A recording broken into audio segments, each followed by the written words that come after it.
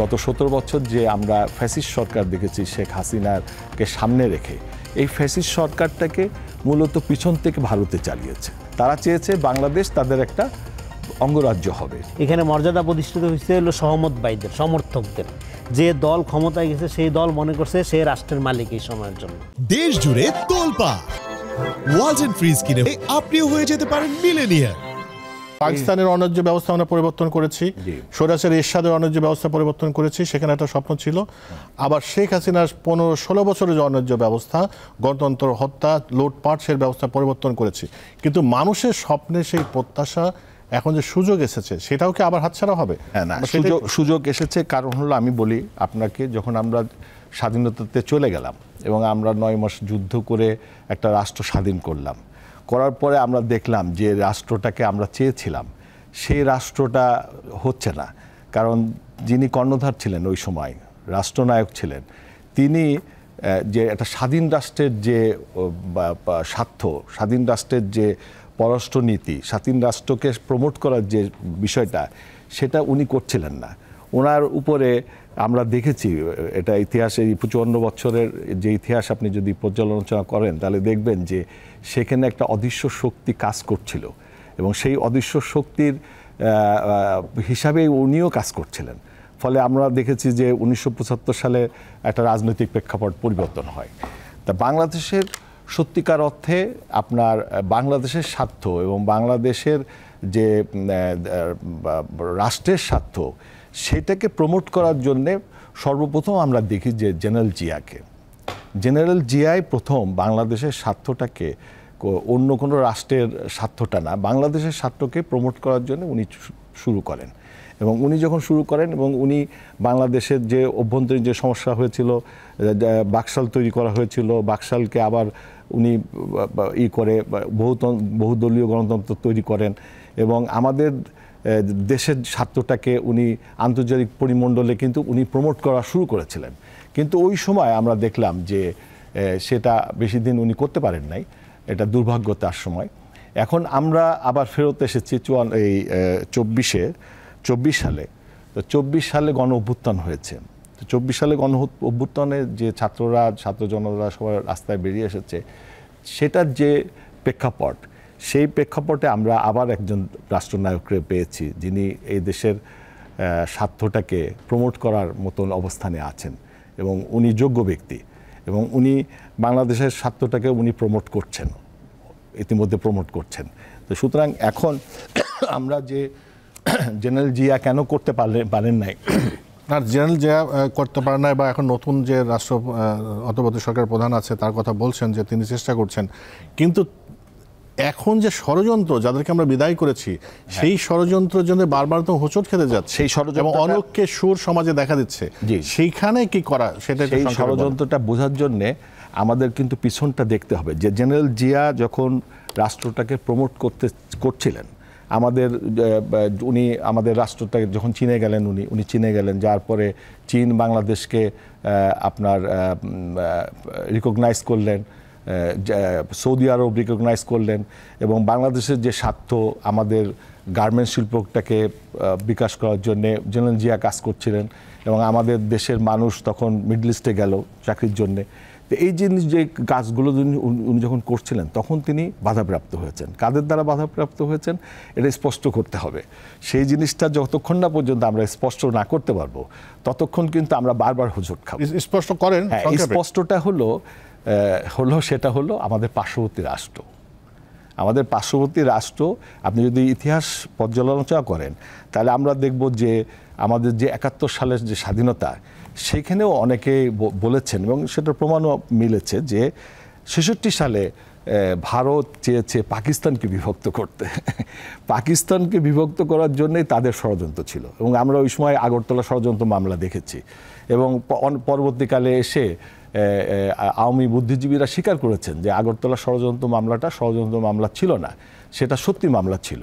তো সেখানে আমরা দেখতে পাই একটা ষড়যন্ত্র, সেই ষড়যন্ত্রের পথ ধরেই পাকিস্তানকে বিভক্ত করেছিল ভারত তাদের স্বার্থের জন্য এবং তারা বাংলাদেশকে সৃষ্টি করেছে বাংলাদেশকে নিজের পায়ে দাঁড়িয়ে থাকার জন্য না, তারা চেয়েছে বাংলাদেশ তাদের একটা অঙ্গরাজ্য হবে এবং সেটার চেষ্টা তারা করেছিলেন ৭১ থেকে ৭৫ পর্যন্ত।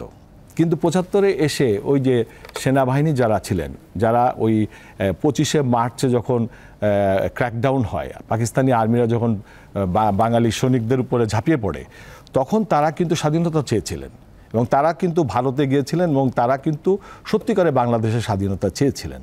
এবং তারা যখন দেখলেন যে শেখ মুজিবুর রহমান যে স্বাধীনতার কথা বলেছিলেন সেই স্বাধীনতা থেকে তিনি সরে যাচ্ছেন, তিনি সমাজতন্ত্রের কথা বলছেন, গণতন্ত্রের কথা বলছেন, এই সমস্ত বিষয় যখন আসলো তখন এই সেনাবাহিনীর লোকেরাই কিন্তু যে এই যে ৭৫ সংঘর্ষ ব্যবস্থাটা হলো। এরপরে আমাদের দীর্ঘদিন ধরে আবারও ওই একই চক্র, সেই ভারত আমাদের উপরে চেপে বসে আছে। এবং গত ১৭ বছর যেটা তারা করেছে সেটা হলো আসলে বাংলাদেশকে তারাই চালিয়েছে। এটা বলতে দ্বিধা নাই যে গত ১৭ বছর যে আমরা ফ্যাসিস্ট সরকার দেখেছি শেখ হাসিনাকে সামনে রেখে, এই ফ্যাসিস্ট সরকারটাকে মূলত পিছন থেকে ভারতে চালিয়েছে। ভারতের রয়ের তত্ত্বাবধানে বাংলাদেশের সেনাবাহিনী প্রধান কে হবে, বাংলাদেশের পুলিশের প্রধান কে হবে, কোন সচিব প্রমোশন পাবে, কি ব্যবসা হবে, এগুলো সবই তারা নিয়ন্ত্রণ করেছে। তো এই নিয়ন্ত্রণের ফলে বাংলাদেশের এই ২৫ বছরে, এই ১৭ বছরে যেটা ঘটেছে যে প্রচুর মানুষ নির্যাতিত হয়েছে, খুন এবং গুমের শিকার হয়েছে। তো যারা খুন গুমের শিকার হয়েছে তাদের যে আত্মনাদ এবং তাদেরকে স্রষ্টার কাছে তাদের একটা প্রার্থনা যে এই জালিমদের হাত থেকে আমাদের দেশকে রক্ষা করেন, এবং এই ১৭ বছরের যে মানুষের যে স্রষ্টার কাছে অসহায় মানুষ স্রষ্টার কাছে সাহায্য চেয়েছে, তা আমি মনে করি স্রষ্টার সাহায্যই এসেছে। স্রষ্টার সাহায্যের কারণেই এই আমরা ৫ই আগস্ট এই ভারত এবং তার ফ্যাসিস্ট সরকারকে বাংলাদেশ থেকে বিদায় করতে পেরেছি। রেজাউল করিম রনি, আপনি জাতির উদ্দেশ্যে প্রধান উপদেষ্টা ভাষণ দিয়েছেন, তিনি অনেকগুলো প্রসঙ্গ বলেছেন।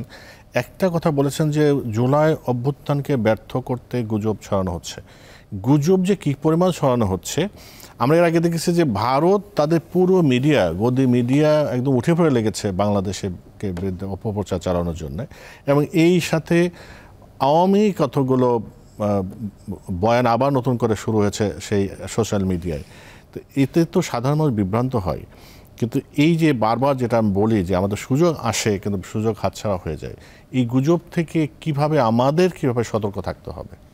জি, দেখেন, আপনার আগের প্রশ্নের একটু রেসপন্স করি। আপনি বলতেছেন এই যে আমরা বারবার যে হুচট খাই, স্বপ্নভঙ্গ হয়, এই উত্তরটা আপনি পারফেক্টলি পাইতে চাইতেছেন, এটা বুঝতেছি যে বারবার আপনি প্রশ্নটা করেন। সেটা হলো, দেখেন আমাদের এখানে পাকিস্তান আমলে কী হচ্ছিল, ২২ পরিবারের গল্প আমরা শুনছি। এরপরে শেখ আমলে এসে কী হলো, এটা শেখ হাসিনার হাত ধরে ১৪০ পরিবার এখন শোনা যায়। হ্যাঁ, শেখ পরিবার নানা অপভ্রংশ মিলে আমাদের এখানে রাজনৈতিক কাঠামোটা এমনভাবে তৈরি করা হয়েছিল। দেখেন, জিন্না অ্যাভিনিউর নাম মুজিব অ্যাভিনিউ হওয়া ছাড়া ৫৪ বছরে তো আপনার কোনো রাজনৈতিক স্বাধীনতা অর্জিত হয়নি, মানুষের তো কোনো মর্যাদা প্রতিষ্ঠিত হয়নি। এখানে মর্যাদা প্রতিষ্ঠিত হয়েছে হলো সহমতবাদীদের, সমর্থকদের। যে দল ক্ষমতায় গেছে সেই দল মনে করছে সে রাষ্ট্রের মালিক এই সময়ের জন্য। হ্যাঁ, এখানে রাষ্ট্রের মালিক যে জনগণ হবে, নাগরিক ভিত্তিক একটা রাষ্ট্র তো আমরা গড়ে তুলতে পারি নাই। তো ফলে এখানে পাওয়ারটা, ক্ষমতাটা সবসময় captured by elites, political elites, NGO elites, non business elites, এই কতগুলো এলিট ক্লাবের ভিত্তিতে এখানে চালিত হয়েছে। এবং হ্যাঁ, ভোট হয়েছে। হাসিনার আমলে তো ধরেন আপনার ভোটবিহীন নির্বাচন হয়েছে, কিন্তু অন্য আমলে যে ভোট টোট হয়েছে সেই ভোটের ব্যাপারগুলোর মধ্যে কী ছিল, এটা জোয়ার তৈরি করা হয়েছে। অনেক সময় প্রার্থী যার অনেক টাকা ছিল, মাঠে টাকা ছড়াইয়া, হ্যাঁ, ভোট কিনা ভোট নিয়ে আইসা সে ধরেন এমপি হয়েছে, ২০০ কোটি টাকা খরচ করছে, ২০০০ কোটি টাকা চুরি করছে। এই তো প্রক্রিয়া ছিল আপনার। এই প্রক্রিয়ার মধ্যে জনগণ কখনো এম্পাওয়ার হয়নি, জনগণের হাতে কখনো ক্ষমতা যায় নাই। জনগণের যে ভোট অধিকারের যে কথাটা আমরা বলি, ভোট মানে তো সিল মারা না, পছন্দের প্রার্থীকে সিল মারা না। ভোট মানে তো হইলো আপনি আপনার সার্বভৌম ক্ষমতার প্রয়োগ করছেন।